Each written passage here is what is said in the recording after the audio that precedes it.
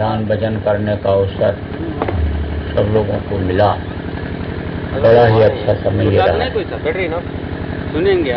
दुनियादारों को तो इस तरह का मौका नसीब नहीं होता, क्योंकि वो दुनिया में ही लगे हुए, दुनिया की चीज़ों को ही बनाने में लगे हुए हैं और उसी में उनका समय जाया हो रहा, बेकार जा रहा है। उस मालिक को वो भूल गए जो पैदा होने के पहले माँ के स्तन में दूध भर दिया करता है। वो तो यही सोचते कि मैं नहीं करूँगा तो मेरे बच्चे भूखों मर जाएंगे, और एक एक जो चीज़ जोड़ने में लगे हुए जो दुनिया की चीज़, लेकिन ये सब छूट जाने वाली। आज तक देखो जितने भी लोगों ने दुनिया का साजो सामान इकट्ठा किया, लेकिन समय पूरा होते ही सब कुछ छूट गया।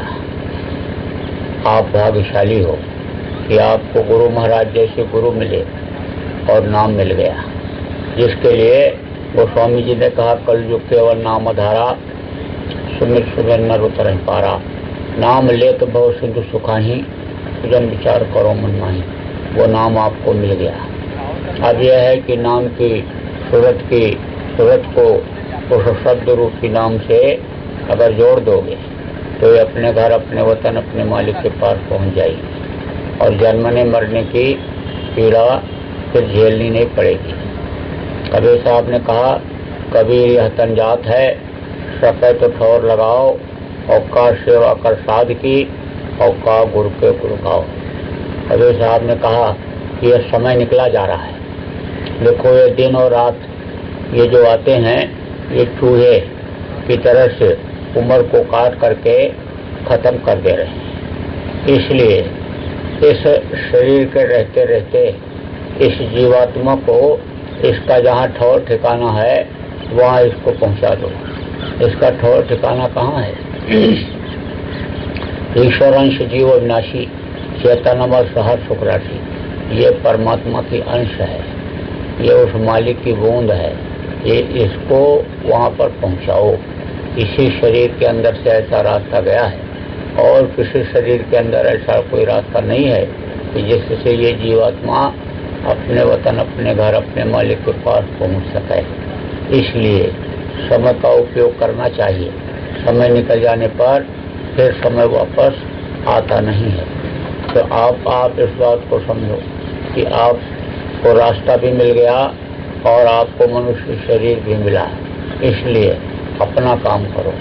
अपना काम यही है कि धाम अपने चलो भाई, पराये देश नहीं फंसना। पराये देश में फंसो, यहाँ फंसे रह जाओगे। निकल चलो। यहाँ जब तक समय पूरा नहीं होता है तब तक यहाँ भी रहो। यहाँ का भी जो कुछ भी है शरीर के लिए काम करने का वो काम करो, और जब समय पूरा हो जाए तो अपने घर ये जीवात्मा पहुंच जाए। लेकिन इसमें रहते हुए भी आप सुबह शाम समय निकाल करके और अपने देश में आओ जाओ। ये बहुत ही आसान है। इस वक्त पर बहुत आसान कर दिया संतों ने। पहले बड़ा कठिन था। 400 वर्षों से संत इसको सरल करते आए और इस समय पर कलयुग में बिल्कुल ही आसान कर दिया गया। बस थोड़ा सा ध्यान दुनिया की तरफ से हटा करके उस मालिक की तरफ लगाने की ज़रूरत है। तो आप सब लोग जितने भी नामदानी हो, सब लोग भजन करो। गुरु महाराज बराबर सत्संग में सुनाया करते थे कि भाई कुछ दुनिया की चीज़ तुम्हारे साथ जाने वाली नहीं है, यहीं सब छूट जाएगी। इसलिए तुम लोग भजन करो जो असला काम है। तो 1 घंटा सुबह शाम भजन करने की आदत डालो।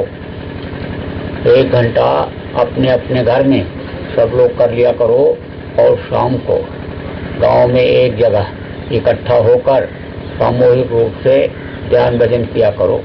गुरु महाराज का एक फोटो लगा दिया और 1-2 प्रार्थना बोले। जितने भी लोग हो सबको 1-2 कम से कम 2 प्रार्थना तो याद होना ही चाहिए। प्रार्थना बोले और कम से कम आधा घंटा ध्यान और आधा घंटा भजन किया। जो गांव के लोग आप यहाँ पर आए हो, कई गांव के हो, एक आदमी अगर उनमें से ये सोच लो कि भाई हम अपने यहाँ अपने घर में 1 घंटा ध्यान भजन शाम को करेंगे और लोगों को कराएंगे, उससे ही बहुत काम बन जाएगा। आप इस बात को समझो कि एक आदमी उसी गांव के, अगर आप ये सोच लो कि हम लोगों को बुला बुला करके लाएंगे और ध्यान भजन कराएंगे, तो उसको भी लाभ मिलेगा और आपको भी लाभ मिल जाएगा। क्योंकि कहा गया कि भटके हुए को रास्ता बताना थोड़ी का काम होता है। लोग नाम दान लेने के बाद भी इस चीज को भूल गए दुनियादारी में कि हमको भजन भी करना चाहिए। लेकिन जब आप याद कराओगे और उनको घेर घार करके लाओगे, बैठाओगे और उनकी जीवात्मा ऊपरी लोकों में जाने लगेगी, आनंद पाएगी, तो वो आपको आशीर्वाद देगी। देखो इस शरीर का भोजन क्या है? धान, गेहूँ, चना, ज्वार, बाजरा, मक्का, ये तो इस शरीर का भोजन है। जीवात्मा का भोजन क्या है? शब्द। 2.5 अक्षर प्रेम से पढ़े सो पंडित होए, पोथी पढ़ पढ़ जगमुआ, पंडित भयानक होए। तो 2.5 अक्षर ये क्या है? ये शब्द। 2.5 अक्षर शाधा बाधा शब्द। तो शब्द इसका खुराक है, इसका भोजन है जीवात्मा का। तो शब्द का जब आहार मिलेगा तो ये प्रसन्न हो जाएगी। जैसे किसी भूखे को रोटी खिलाओ तो वो खुश होकर के आशीर्वाद देता है, उसी तरह से ये जीवात्मा खुश होकर के आशीर्वाद देती है। इसलिए ये काम आप सब लोग अपने अपने गांव में चालू कर दो। सबसे बड़ी सेवा यही सेवा मानी जाती है।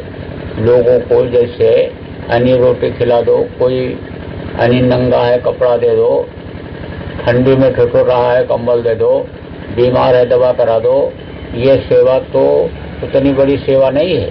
इतनी बड़ी सेवा जीवात्मा की सेवा है। इसको नरकों से बचाना, 84 से बचा लेना, ये बड़ी सेवा मानी जाती है। तो यही सबसे बड़ी सेवा है, साधक की सेवा।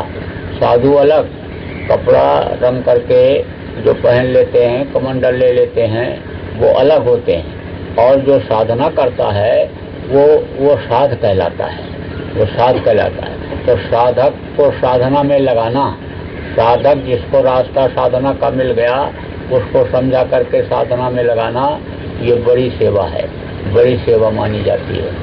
और का गुड़ के गुड़ गाओ, गुरु की महिमा को गाना पड़ेगा।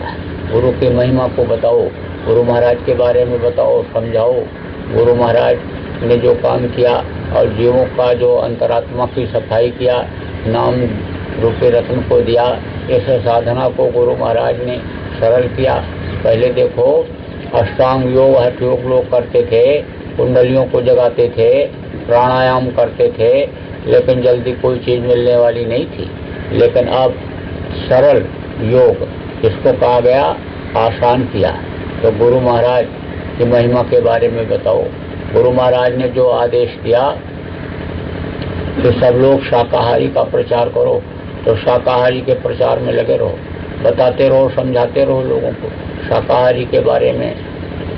अन्य रैली वगैरह निकालते रहो, प्रचार प्रसार करते रहो, बैनर लगा करके करो, होल्डिंग लगा के करो, पर्चा बांट के करो, रैली निकाल के करो, कैसे भी शाकाहारी का प्रचार जोर शोर से होना चाहिए। तो इस काम में सबको लगने की ज़रूरत है। तो सत्संग तो होगा 11 बजे से। अभी तो थोड़ी देर का ये ध्यान भजन का कार्यक्रम हो गया, बराबर जो रोज चल रहा है। अब आप लोग यानी तैयार होकर 10:30 बजे तक यहाँ बैठना, तब तक और भी लोग आ जाएंगे और जो नए लोग आएंगे उनको नामदान भी मिल जाएगा और सत्संग आपको मिलेगा। तो बोलो जय गुरुदेव, जय